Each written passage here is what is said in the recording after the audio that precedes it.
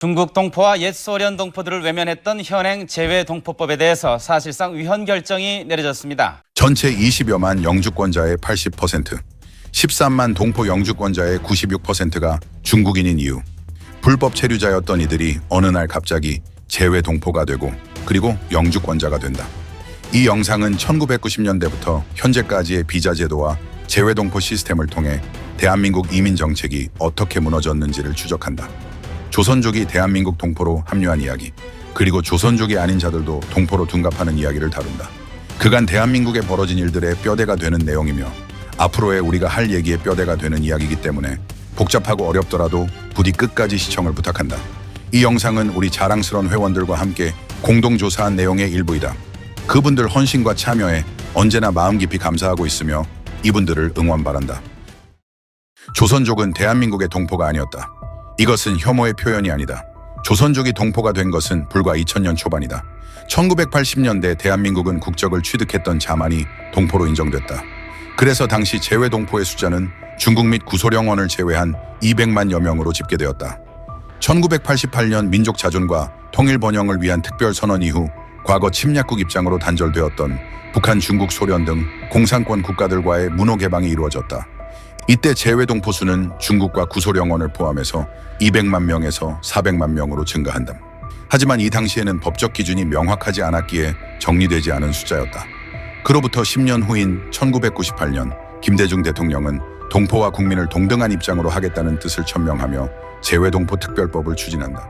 내년 7월부터는 520만 해외 동포들이 사실상 모든 면에서 내국인과 거의 동등한 법적 지위를 갖게 됩니다. 하지만 중국의 반대로 조선족을 넣는 것을 중단하며 이 법은 제외동포의 정의를 대한민국 국적을 지녔던 자로 한정했다. 그것이 제외동포 비자, F4 비자의 탄생이다. 대한민국 국적을 지녔던 자. 이것의 중요한 이유는 특정한 어떤 집단을 차별하거나 혐오하는 것이 아니다. 절차의 문제다. 우리는 성인이 되면 누구나 자신을 증명할 신분증을 가진다. 주요한 계약은 물론이요, 간단한 술을 사는 절차조차 신분을 증명하는 과정을 거친다. 그런데 국민과 동등한 자격을 부여하는 제외동포 자격 심사를 하는데 대한민국의 데이터가 없다면 30년 넘게 단절된 과거 침략국의 데이터를 의존할 수밖에 없다. 그리고 그것은 실제로 일어나게 된다. 1999년 중국 국적 조선족 3명이 헌법재판소에 소송을 제기한다. 이들은 자신들이 일제강점기에 항일운동을 위해 중국으로 건너간 이들의 후손이기 때문에 제외동포법이 자신들을 차별한다고 주장했다. 침략으로 인해 단절된 가장 가깝고 명료한 사실관계가 묻히게 된다. 결국 2001년 헌법재판소는 중국 동포 등을 제외한 제외동포법이 위헌이라는 결정을 내린다. 헌법재판소가 오늘 바로 이 부분에 대해 평등 정신에 위배된다며 사실상의 위헌 결정을 내렸습니다. 조국을 떠날 수밖에 없었던 중국 동포나 구소련 동포를 이 사건에서의 차별은 민족적 입장은 차치하고라도 인도적 견지에서조차 정당성을 인정받기가 심히 어렵다고 할 것입니다. 이 판결로 인해 대한민국 국적을 가져본 적 없는 이들도 동포에 포함되기 시작했다. 이는 제도의 전환점이었다. 국적이라는 실질적 기준이 사라지고 추상적 정체성과 감성적 서사가 그 자리를 대신했다. 2001년 위헌 결정 후 정부는 조선족 동포 실사를 위해 중국 정부에 협조를 요청했지만 중국은 이를 거부했다. 결과적으로 대한민국은 주도적으로 이민자를 선별할 권한이 점점 사라지기 시작하는 상황에 놓인다. 이것의 문제점은 마치 민주화 유공자를 선정할 때 정부의 공식 기록이 아니라 지역 커뮤니티 중심의 내부 기록과 증언의 유공자 선정을 의존하는 것과 같다. 그 결과 민주화 유공자 회장의 조폭 출신들이 들어가는 사례는 우리는 실제로 보았다. 검증 절차는 부실한데 혜택은 주어진다. 주목할 것은 2001년 헌재 소송을 주도한 인물 김혜성 목사다. 그는 가리봉동 중국 동포교회 목사로 중국인 3명 역시 동포교회 소속이다. 김 목사는 원래 성남주민교회 출신으로 이재명과 깊은 인연을 맺고 있다. 이재명이 검사 사칭으로 도피하던 시절 그를 숨겨준 곳이 바로 성남주민교회다. 이재명이 자신의 오른팔 이한주 전 경기도 연구원장을 만난 곳도 그곳이다. 성남주민교회는 운동권 인사들의 집결지로 기능했고 담임 목사 이해학은 이인영 의원의 장인이기도 하다. 이재명은 2010년 중반까지 중국 동포교회 이사직을 맡고 있었다. 이후 대한민국의 이민 시스템은 점점 붕괴하기 시작했다. 하지만 제외동포 비자인 F4 비자 발급은 여전히 제한적이었고 허용된 취업 및 사업 분야가 대단히 제한적이었다. 당시 체류 중인 중국 및 구소련계는 대부분 불법 체류자로 약 10만 명 규모였다. 그러나 2006년 당시 천정배 법무부 장관 시절 법무부는 동포 방문 취업 비자인 H2 비자 정책 기획을 내놓는다. 여기서 법무부는 파격적 혜택을 내놓는데 불법 체류자에게 출국 확인서를 발급하고 1년 후 자진 재입국 시 방문 취업 비자를 허가해주는 구조였다. 형사처벌 대상자도 자수 후 출국하면 같은 혜택을 받았다. H2 비자는 직계비속 등 폭넓게 신청이 가능했고 농업, 제조업, 건설업, 서비스업 분야의 취업이 가능하며 체류는 최대 3년, 복수입국 및 고용주 변경도 자유로웠다. 그리고 가장 핵심은 무영호자, 즉 대한민국의 친인척이 확인되지 않는 25세 이상 외국 국적 사람들도 동포라 인정받았다. 신분을 속여 입장하는 위명 입국자 입장에선 과거에는 브로커를 껴서라도 해야 했던 친인척 인증 과정을 생략할 수 있게 되었다. 이후 2008년 재외동포 취업 규제가 대폭 완화되면서 H2 비자가 발급이 급증해 2010년 기준 30만 명을 넘기자 정부는 급히 총량을 33만 명으로 제한했다. 2010년 이후 H2 비자가 제한되자 중국과 구소련 출신의 동포들은 빠르게 F4 비자로 전환하기 시작했다. 소위 만능 비자로 불리는 F4 비자. 이 비자는 단기간에 39만 명까지 늘어났다. F4 비자는 재외동포 비자 중에서도 가장 높은 수준의 혜택을 제공했으며 대한민국 국민과 거의 차이가 없을 정도의 권리를 보장받았다. 2014년 기준으로 F4 비자의 주요 혜택은 다음과 같았다. 체류는 최대 3년이며 특별한 사정이 없는 한 연장이 가능했고 단순 노무와 공무원을 제외한 대부분의 직종에서 자유롭게 취업할 수 있었다. 사업자 등록을 통해 제조업과 전문 직종에서 개인 사업 운영도 가능했으며 국내 부동산 취득 및 거래가 허용되었고 투자 목적으로도 구매할 수 있었다. 금융거래에서는 국내 은행 계좌 개설 및 금융 서비스 이용이 가능했고 국민건강보험과 국민연금 가입 자격도 주어졌다. 자녀의 공교육 입학이 가능하고 복수비자 형태로 5년간 자유로운 출입국이 가능했으며 2년 이상 국내 체류 후 일정 요건을 충족하면 F5 영주권 신청 자격도 주어졌다. 2016년에는 사업자 등록 가능 업종에 서비스업이 포함되었고 이후에는 인터넷 판매업까지 확대되며 다양한 중국식 음식점과 판매점이 우후죽순 생겨나게 된다. 이로 인해 일명 마라탕 시대가 본격적으로 시작되며 중국계 상권이 급속도로 확장된다. 특히 부동산 거래에 있어서는 대한민국 국민보다 더 유리한 조건이 주어졌는데 그로 인해 중국계 동포들이 상업용 부동산 시장에 적극적으로 진출하는 계기가 되었다. 유흥업이나 도박업종은 재외동포법상 제한되지만 실제로는 지방자치단체에서 허가만 받으면 법의 적용을 우회할 수 있었다. 이에 따라 중국계 F4 비자 소지자들이 운영하는 유흥업소들이 늘어나게 된다. 일부 지역에선 조선족 조직폭력배가 기존 업주들을 위협하거나 몰아내고 자리를 차지했다는 증언도 존재하며 그 지역 상권을 중국인들이 차지하게 된다. 이 시기부터 이민자 관련 부작용이 우리가 본격적으로 느끼기 시작하는 시기다. 집단화된 이민자들이 지역사회에서 로컬 주민들을 밀어내며 상권을 장악하고 검은머리 외국인들이 투기 목적으로 부동산을 대거 취득하는 현상이 일어났다. 2019년이 되어서야 비로소 F4 비자 발급 시 한국어 능력 시험과 범죄 기록 확인이 필수 조건으로 추가된다. 정말 어처구니 없는 경우가 아닐 수 없다. 불법 체류자를 동포로 전환한 지 13년이 지난 후에야 동포가 한국말을 할 수 있는지 범죄자였는지를 필수로 본다는 것이다. 이미 수년간 제도적 공백이 누적된 뒤였다.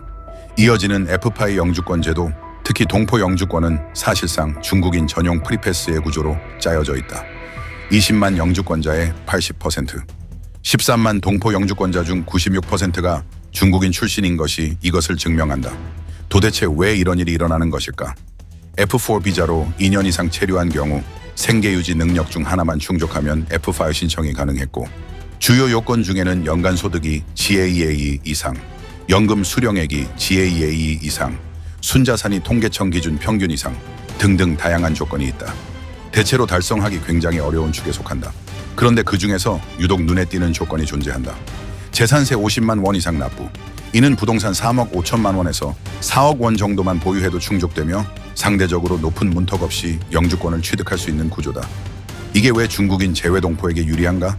재외동포는 투자 목적으로 부동산을 살 수 있으며 내국인에 적용되는 대출 규제에서도 제외되기 때문에 국내에 있는 중국계 은행을 통해 대출을 받고 취득 신고 없이 부동산을 구매하는 것도 가능했다.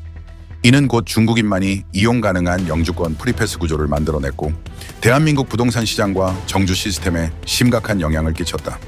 이것이 불법 체류자에서 영주권자로 전환되는 과정이며 전체 20만여 명 영주권자 중 80% 이상 그리고 동포 출신 13만 명 영주권자 96%가 중국계인 강력한 요인이라 추정할 수밖에 없다. 지금까지 얘기는 조선족 혹은 고려인들이 불체제에서 동포로 합류하는 과정에 대해 설명했다. 그렇다면 조선족도 고려인도 아닌 사람들이 동포로 둔갑하는 과정을 추가로 해설하겠다. 문제는 신원 검증 시스템의 부재였다. 대한민국은 동포에게 각종 혜택과 권리를 제공하는 위치였지만 정작 그 신원을 자력으로 확인할 수 없다. 왜냐하면 적대국으로서의 단절 역사 그리고 대한민국 국적을 지니지 아니했으니 중국과 동구권 국가의 문서에 의존할 수밖에 없는 구조였다. 이런 허점은 위명 신분증 브로커 시장을 활성화시켰고 2010년대 중반까지 중국 현지에서는 브로커에게 약 800만 원 정도를 지급하면 위조된 신분 서류를 만들어준다는 보도가 나왔다. 재외 동포 신분 확인을 위한 기본 서류는 호구부다. 3대에 걸친 가계도를 증명해야 했고 부모 세대가 1949년 10월 이후 출생한 경우 조부모의 호구부까지 제출해야 했지만 이 서류들은 얼마든지 조작이 가능했다. 출생증명서, 재적등본 등 보조 서류들도 위조가 쉬웠고 중국 내 공증 역시 실제 관계에 대한 인증이 아닌 번역문 자체의 공증에 불과했다. 2005년 발간된 미립국의 실태와 대책 보고서에 따르면 브로커들은 한국 내 호적을 입수해 위장 가계도를 만들고 중국에서는 허위 호구증과 잠주증을 만들어내며 공공기관에서 발행하는 친척관계 공증서조차도 신뢰하기 어렵다는 분석이 나왔다.